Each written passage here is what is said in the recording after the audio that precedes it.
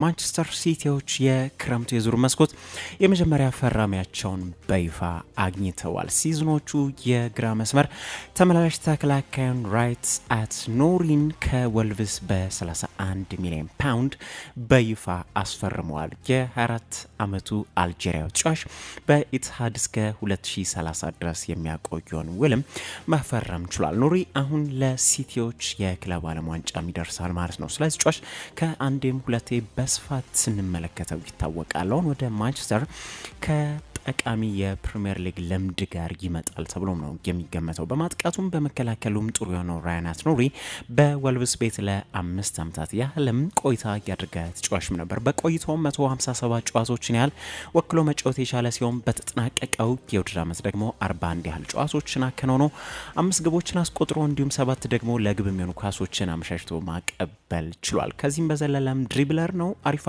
ክሮሶችን ያደርጋል። ፈጣን ነው። ጥሩ እይታ አለው።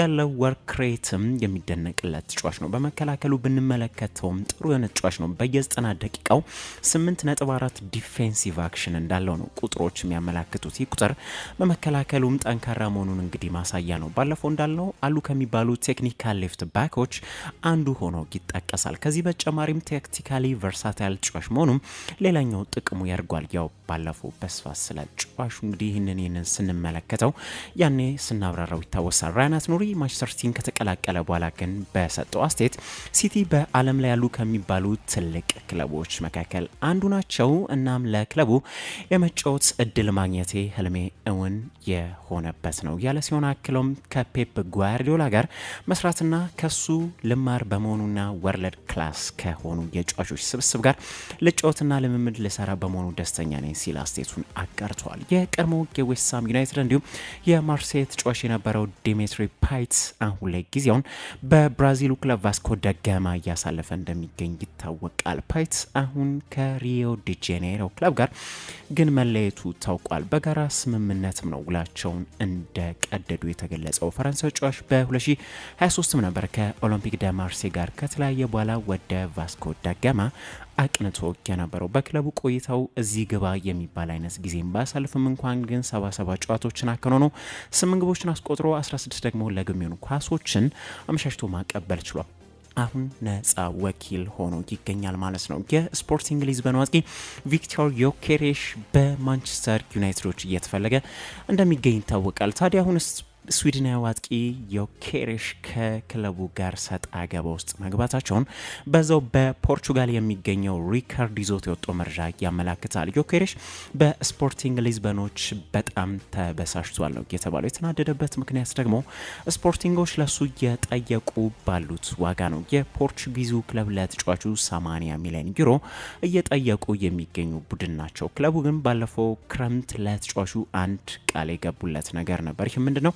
እሱም ብሎ ፈልጎ ለሚመጣ ክለብ ወይም የሚመጣ ክለብ ሲኖር በ60 ሚሊዮን ዩሮና በሚጨመር 10 ሚሊዮን ዩሮ በአጠቃላይ እስከ 70 ባለው ዋጋ እንደሚለቁት ተስማምተው ነው የነበረው። ሆኖም ግን የፖርቹጊዙ ክለብ ለተጫዋቹ 80 ሚሊዮን ዩሮ እየጠየቁ ነው የሚገኙት። ይህ ነገር ዮኬሬሽ የክለቡን ስም ከኢንስታግራም ባዮ ላይ ጭምር እስከ ማጥፋት እንዲደርስም አድርጎታል። ግብ አነፍናፊው አጥቂ በተጠናቀቀ የውድድር ዓመት በሊጉ ብቻ 39 ግቦችን መረብ ላይ ማሳረፉ ይታወቃል። ተጫዋቹ ለማስኮብለል ደግሞ ትላንት እንዳነሳ ነው ማንቸስተር ዩናይትዶች የመነሻ ንግግሮችን ያደርጉ ቡድን ናቸው። የሰሜን ለንደን ክለብ አርሰናል ተቀናቃኝ ገጥሟቸዋል። ሁነኛ አጥቂ የሚያስፈልጋቸው አርሰናሎች በ9 ቁጥር ቦታ ላይ የአርቢ ላይፕዚግ አጥቂ ቤንጃሚን ሼሽኮ ፈላጊ መሆናቸው ግልጽ ጉዳይ ነው። መድፈኞቹ አሁን ግን ከሳውዲ ፉክክር መጥቶባቸዋል። አልሂላሎች ስሎቬኒያኑ አጥቂ ለማስኮብለል እየተመለከቱ እንደሚገኙ ተገልጿል። አልሂላሎች ቪክቶር ኦሲሜንን ካጡ በኋላም ነው ጌታቸውን ወደ ሼሽኮ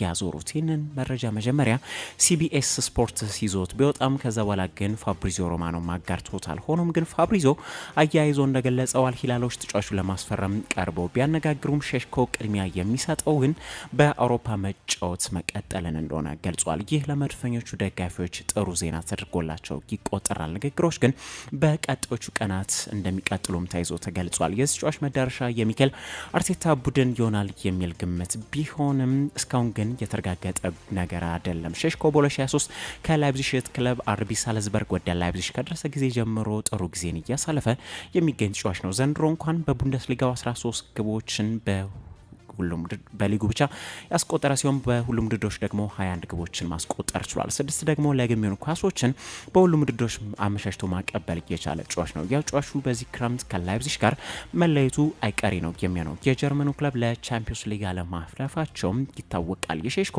ቀጣይ መዳረሻ ግን እስካሁን ያልታወቀ ጉዳይ ነው። መልከሙ የቀድሞ የማንቸስተር ዩናይትድ ተጫዋች እንዲሁም ሌጀንድ ዴቪድ ቤካም ወደ አሰልጣኝነት ቢመጣ አንድ ማሰልጠን የሚፈልገውም ብቸኛውን ቡድን የቱ እንደሆነ ገልጿል። ቤካም እንደተደመጠው ከሆነ በዚህ ስራ የማስበው ብቸኛ ቡድን ሀገራችንን እንግሊዝን መምራት ይሆናል። እንግሊዝን በ10 ዓመቱ ጊዜ ውስጥ ልመራ ችል ይሆናል። ይህንን ያህል ጊዜም ይወስዳል። ቀጥታ ዘው ብዬ ወደዚህ ሚና መግባት አልፈልግም። ምክንያቱም ረጅም ጊዜ ለሰሩና ሚናው ለሚገባቸው ለአንዳንድ አሰልጣኞች ክብር መንፈግ ነው የሚሆነው። ጋሪ ሳውዝጌት በዚህ ስር የመጣ በመሆኑም ያለውን እውነት እወዳለሁ ሲል ቤካም ካስቴቶቹ መካከል ተደምጧል። የቀድሞ የማን ዩናይትድ፣ ሪያል ማድሪድና ፓሪስ ሰን ጀርማ ተጫዋች የነበረው ቤካም በ2013 ጫማ ከሰቀለ በኋላ በአሰልጣኝነት ላይ ግን ፍላጎት አላሳየም ነበር። ለወደፊቱ ግን እንግሊዝን እንደሚመለከት አሳውቋል። ቤካም አሁን ላይ በተለያዩ ቢዝነሶች ላይ እንደተጠመደም የሚታወቅ ጉዳይ ነው። የኤምኤልኤሱ ክለብ ኢንተር ሚያሚ ባለድርሻ ባለሀብት መሆኑም የሚዘነጋ ጉዳይ አይደለም። ቼልሲዎች የሲ ሚላኑን ግብ ጠባቂ ማይክ ሜኞን ለማስፈረም እየተንቀሳቀሱ እንደሚገኙ የሚታወቅ ሲሆን ሰሜዎቹ የመጀመሪያ ጥያቄያቸው ተቀባይነት ካላገኘው በኋላ አሁን ጥያቄያቸውን ወደ 21 ሚሊዮን ዩሮ ከፍ እንዳደረጉ ጣሊያናዊ ጋዜጠኛ ጂያንሉካ ዲማርዚዮ ይዞት የወጣው መረጃ ያመላክታል። ከዚህ ቀደም አቅርቦ የነበረው ጥያቄ 15 ሚሊዮን ዩሮ ነው የነበረውን ወደ 21 አሳድገውታል ማለት ነው። ይህ ጥያቄያቸው ደግሞ ስምምነቱን ለማጠናቀቅ በቂ ሊሆን ይችላል እየተባለ ይገኛል። ግን ደግሞ ሚላኖች 25 ሚሊዮን ዩሮ የሚፈልጉ ቡድን ናቸው። ፈረንሳዩ ግብ ጠባቂ በሳንሲሮ ያለው ውል በቀጣይ ክረምትም የሚያበቃ ነው የሚለው። በሳንሲሮ ያለው ጊዜ ደግሞ አሁን በዚህ ክረምት የሚያበቃ ይመስላል። ሮዝናሪዎቹ ቀጣይ ክረምት በነፃ የሚያጡት በመሆኑ ሪስኩን መውሰድ ስለማይፈልጉ አሁን ላይ የመልቀቃቸው እድል እየሰፋ ነው ተብሎ ይታመናል። ሜኞ ወደ ስታንፎርድ ብሪጅ የሚያመራም ነው የሚመስለው። ቼልሲዎች በተጠናቀቀው ዓመት በግብ ጠባቂ ቦታ ላይ ምን ያህል ሲቸገሩ እንደነበሩ መቼ ሳይዘነጋ አሁን ሜኞን በትንሽ ዋጋ የሚያገኙት ይመስላል። ለሰሚዎቹ አስደሳች ዜናም ነው የሚሆነው። አሁን ለቀረበው ጥያቄ ግን የሚላኖች ምላሽ ይጠበቃል። በነገራችን ላይ ቸልሲዎች እስከ ነገ ድረስ በማይክ ሜኞ ዝውውር ላይ ከስምምነት መድረስ ካልቻሉ በሚላኑ ግብ ጠባቂ ላይ ያላቸውን ፍላጎት ይገታሉ እየተባለ ይገኛል። የምዕራብ ለንደን ክለብ ለክለቡ ዓለም ዋንጫ አስቀድመው ግብ ጠባቂውን ማግኘት መፈለጋቸውን ያሳብቅባቸዋል። አንዳንድ አጫጭር መረጃዎችን ላጋራችሁና እንለያ። ከአንድ ሰዓት በፊት በወጣ ሰበር መረጃ አሰልጣኛቸውን አንጅ ፖስቴኮግሉን ሳይጠበቅ ያሰናበቱ ቶትናም ሆትስፐሮች አዲስ አሰልጣኝ ያገኙ ሲሆን የብሬንትፎርድ አሰልጣኝ ቶማስ ፍራንክ አዲሱ የስፐርሶች አሰልጣኝ እንደሚሆኑ ተረጋግጧል። ፋብሪዚዮ ሂርዊጎ በማለት ነው ያረጋገጠው።